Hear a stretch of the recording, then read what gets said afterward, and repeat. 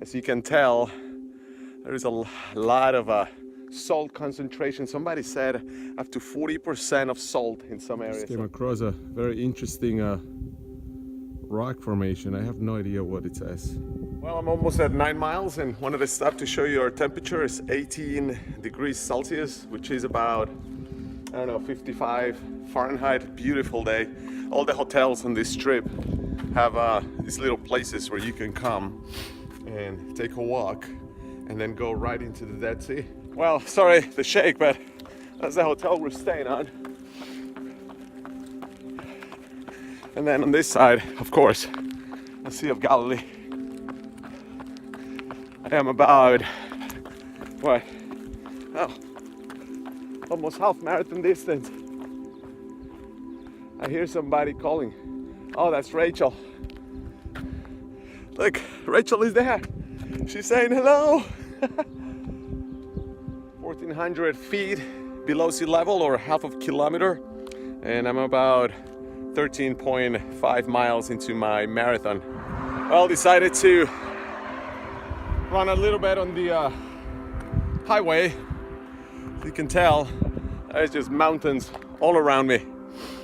And it's incredible mountains. It's desert. This is winter time, and that's why you see a little bit of green on the side of the road, but they say this is just like this most of the year. Mile 20. That's it. 6 more to go. That's the beautiful sound. Often people ask me, what do I do for nutrition? Well, hydration. I always have over 30 ounces of liquid on me that I can carry. And then I've been using these energy supplements. Isotonic energy. They had enough carbs for about 45 minutes of exercise, plus it has some really good electrolyte replacement, and they're not as thick as the typical goo. So these ones, you don't need water. You can just break it, keep the piece. You don't want a liter, and then suck it in. This is pretty cool.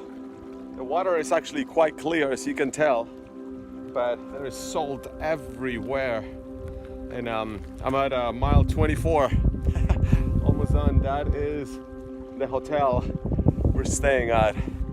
And I've been running way past that last building and then all the way about 5 miles out. So here it is. I'm almost done running a marathon in the Middle East and the Dead Sea. How cool is that? All right, this is it. We did it. Oh, it's gonna be hard to read it, but here we go. 26.2 miles. Boom! Swimming out to the Salt Island tree in the Dead Sea.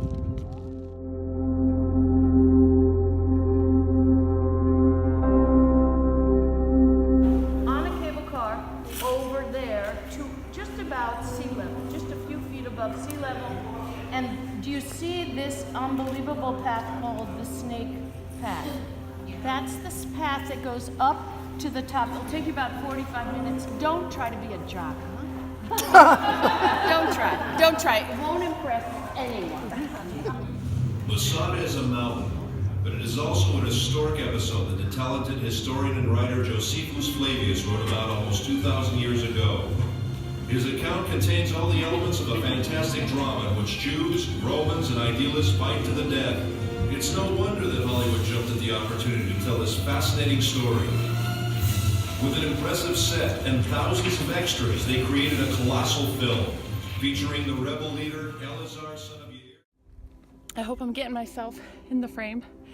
Here I am hiking up Masada, the Snake Path. I still got a ways to go, but we've come quite a ways. And you know what?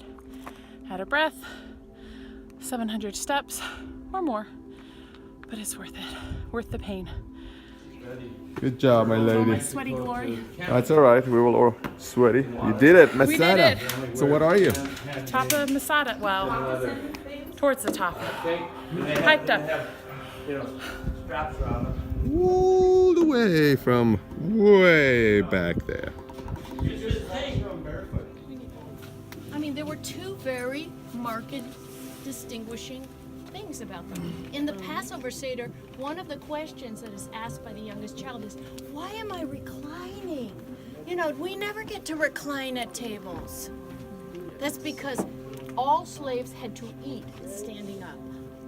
Can you imagine how many fast food places with people running out with their hamburgers were considered slaves in the Roman world?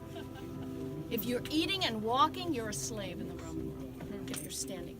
The other thing is, of course, you never had shoes.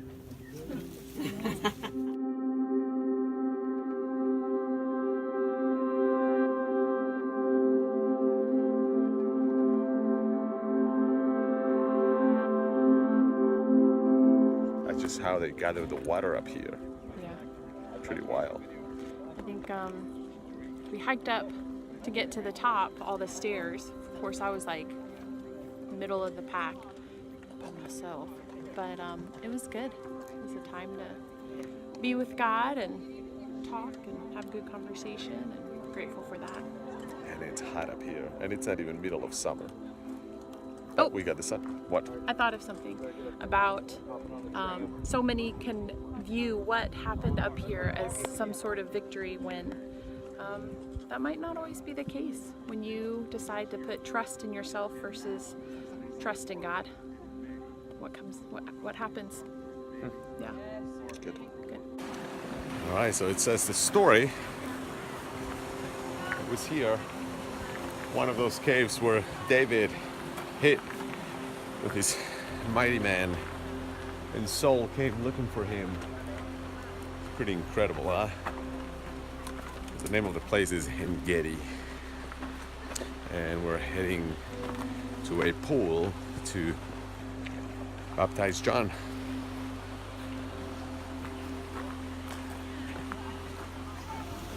Well, you see at a distance the Dead Sea. Have you committed your life to Jesus Christ? I have.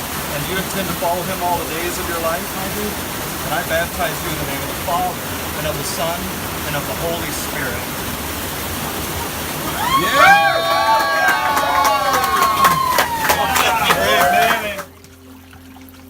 It's flooding.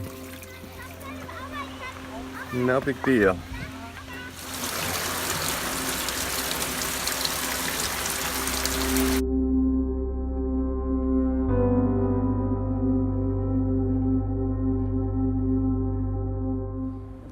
Here we are, made it to Jerusalem, and we're standing on Abraham's Ridge. And you can see the city. That's right.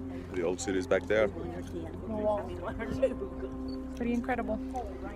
So the next 3-4 days we're gonna be walking around and visiting sites and learning more about the city.